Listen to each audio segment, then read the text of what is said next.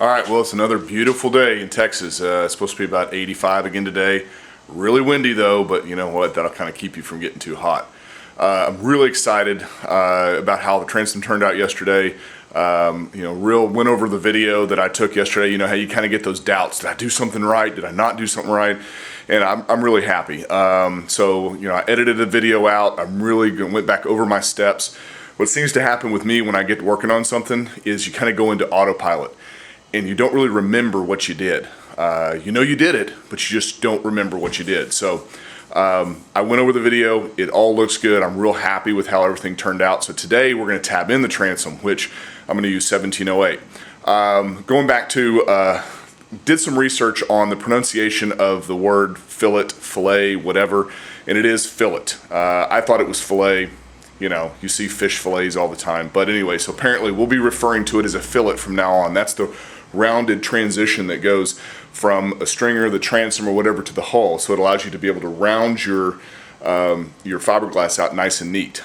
Because fiberglass does not like to go into a 90-degree angle. It wants to have a nice, nice transition. So fillet is what it'll be. If it's wrong, somebody correct me. I don't care, but we're going to learn together. All right, I wanted to kind of give everybody a crash course of what 1708 means. I kind of wondered about this until just recently. I'd never done a whole bunch of research, but I figured I'd go ahead and tell you now.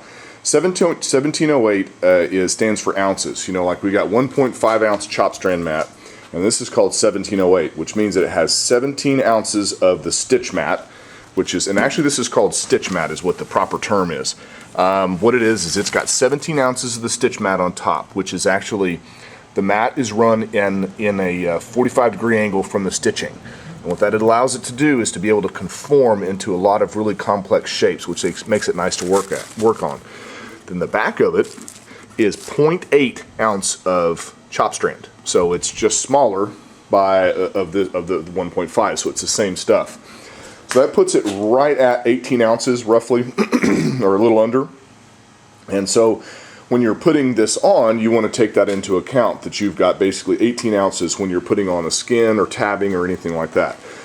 Now I've read and heard everything under the book about how many ounces you should put on a transom. I've heard anywhere from 30 to 50 ounces. But what we're going to do is we're going to put on 2 layers to start with, and I'm going to kind of judge and see if I need to put another layer on.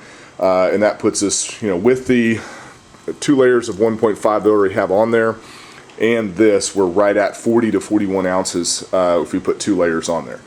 So that kind of gives you an idea of what you're looking at when you're looking at mat numbers. Like I've actually seen 2022, which was 20 ounces of the stitch mat, and then 2.2 ounces of the chop strand on back. So I think that's what the number was. But there's a whole bunch of different ones. You can get them in different thicknesses and so on and so forth. I figured I'd just do all 1708. That way I don't have to have a whole bunch of different rolls, rolling around here in the garage, and keep things simplified. So I'm going to take off the 2x4s in the back and start my sanding. I'm going to actually go over everything, round off everything, and make it look nice before we, and then wipe it all down with acetone. I'm going to start cutting little pieces of the 1708 and laying them out to where I want them. Okay, after much sanding and rounding off, I'm going to have to mix up some more peanut butter to kind of fill in some of the voids a little bit better. Some of the areas didn't get a good rounded spot, and when you're working real fast, you're going to have to put a couple of coats on. And also, at the very top, this didn't get a good enough coverage, so I'm going to mix enough to really fill this in. I had a spot that didn't bond really good right here, which is not a big deal, just sanded that off. Going to put some more pookie in there. But everywhere else came out pretty nice. See the shiny spot down there? That's a low spot. I'll rough that up by hand, and I'm going to use actually a paint knife to basically put in the low spots now. So I'm going to mix up another quart and come in with my paint knife and see what we can do as far as filling in some more of this to make it look a little bit better. And it'll kick off in about an hour. Then we can come back out here and start laying some stuff. Okay, the final fillets are done. The more time you spend making these things look really good, the easier it goes to lay your fiberglass. I spent a lot of time working this. I mixed it super slow and filled up all around the edges really nice and filled it in super smooth. So all I have to do now is go back with the light sanding to smooth any burrs off, and we'll be ready to put our tabbing in. So like I said, the more time you spend rounding these off nice and neat, the less time you're gonna have to spend messing around with fixing something like this right here. There's a little burr sticking up right there. I just made it go away. Inspect, inspect, inspect. All right, just like we see right here, we have a little bit of mess right there. Now what we ought to do is just sand it down lightly. We'll be good to go. I was really worried about this. I was able to get my hand way back in there and sand down a lot. It's not going to have the best bond in the world, but you got to work with what was given you. So that's it. I'm going to go and eat some lunch, let this kick off a little bit, then come out here before it gets too dry and start cutting out my tabbing and going from there. Okay, I've got my first layer of tabbing just kind of dry fit in there, and what I did is I cut them. Those are 8 inches across, 7-8 inches around that area. And I just started laying it around. I tell you, you guys will love working with 1708. If you can all afford it, definitely use it for your rebuild. It's expensive, but man, I tell you, the way it lays down in those corners, I mean, you can't beat it. So I'm gonna go mix up some poly and pour it on my little rollers and wipe down this with acetone. You got to wipe down in between each area just to get it clean and also prep it.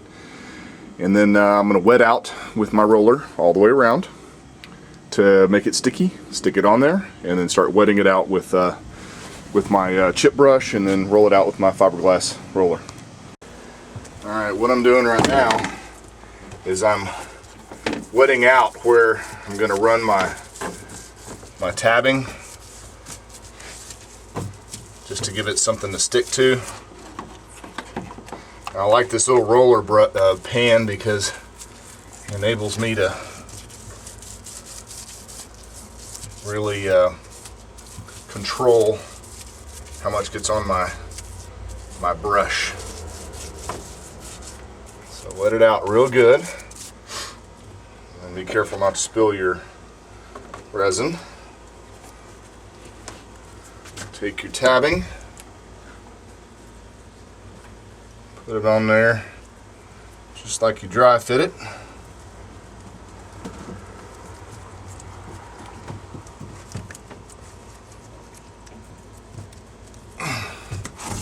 Push it down into the nooks and crannies. You'll see it start soaking up the resin. And then what we're going to do is we're going to take our brush and start slopping it on. You want it to pretty much go transparent.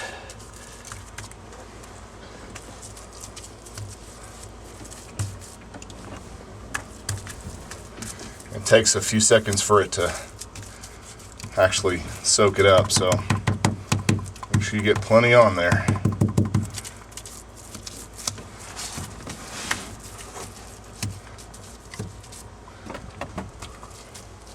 Work all the way down. Don't get caught up in one spot. Try not to go back over your seams like I just did. Now you notice I covered up my little drain hole down here, and I haven't decided what I'm going to do just yet to cut it out. If I'm going to do it while it's wet here, or I'm going to wait until it's cured and then just drill it out with my drill. I haven't quite decided that yet. So, alright, so that's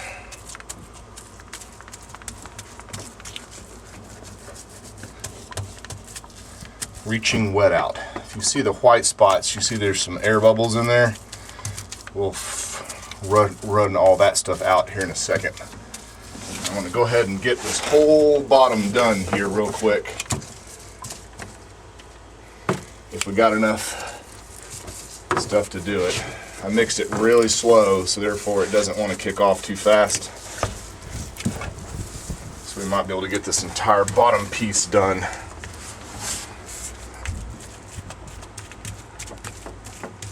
And we'll grab our chip brush and roll it all out here in a minute. And I've overlapped the bottom down here a little bit just for extra strength.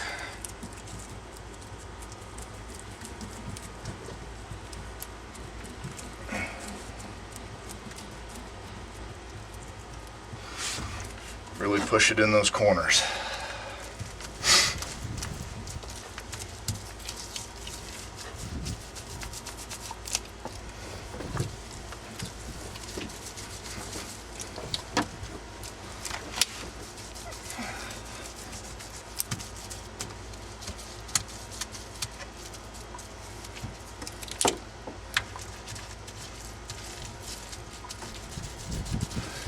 The stuff will soak up a lot of resin.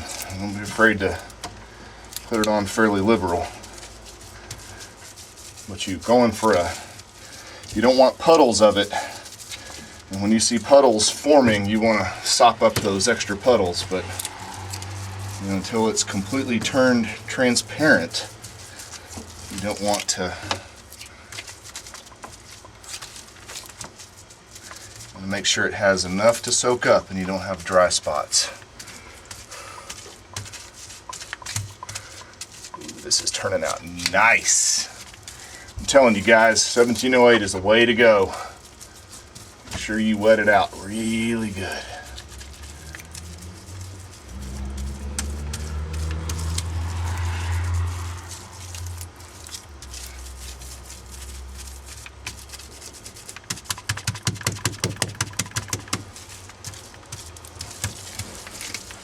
We'll let that soak in on that side, and we'll come over here and start working out our bubbles.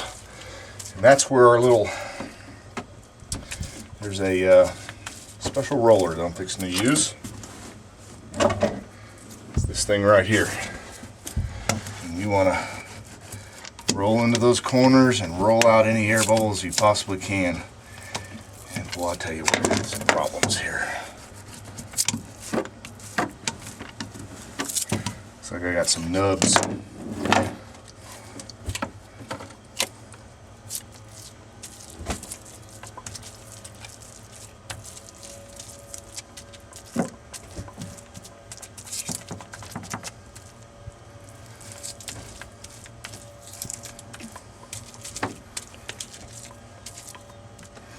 All right.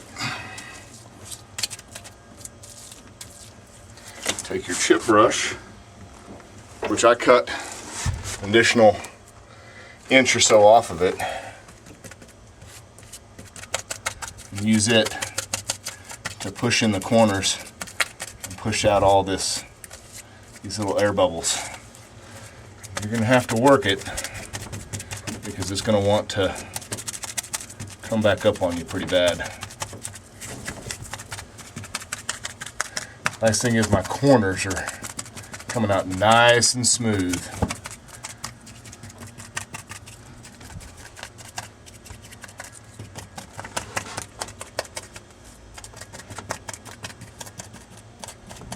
Now see, we got a little nib down here we'll have to sand off once this cures. I'm going to add me a little bit of, I sanded this down a little bit here and got into some of the wood.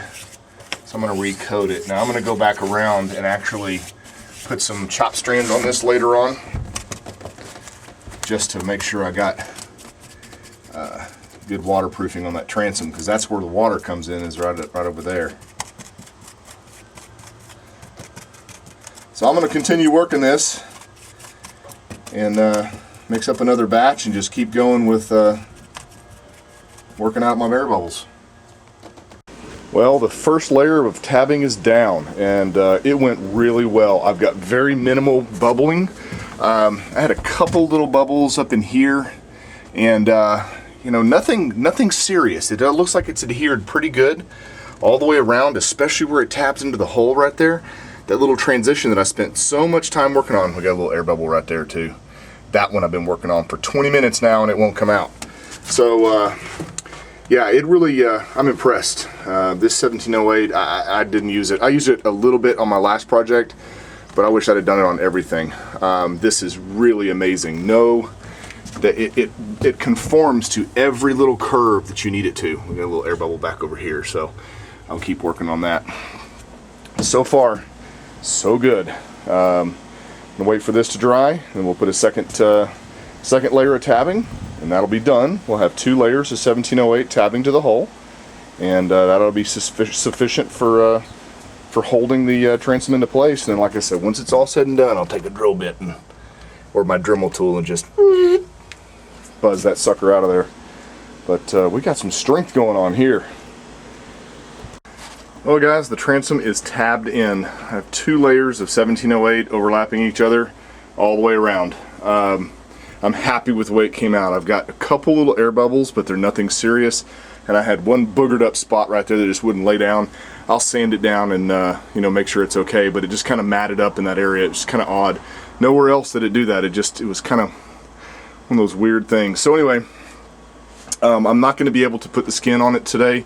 I've got some runs that ran down and hardened that I didn't catch in time, so I need to wait for those to completely harden, and then I'm going to take the DA sander over the whole thing and I'm going to feather some of the edges down, and I'm going to take my template, remember the little pink template I made for this, and I'm actually going to use it to cut out my 1708 patterns, and I'm going to cut them smaller than the rest of the transom itself, so it's down probably 2 or 3 inches and goes all the way around, so that way you're not building up too much on the outside. And then actually I'm going to fair that. I mean, I'm not going to fair it. I'm going to sand it down a little bit so that way you don't get so much of a bump. And then you know, get my skin going, and then double check my thickness. I think I'm okay with my thickness, and then we'll drill our steering relief holes, and then I'll go around with some fiberglass and resin in there and waterproof it again. But then we'll start cutting some stringers. Moving right along. So I think that's it for this weekend. I'll get doing on this some of the, you know, after work during this week, so I got kind of a light week, so I'll be able to get home and with daylight savings time be able to get some stuff done. So that's it for the weekend. Got a lot of work done. I'm pretty happy.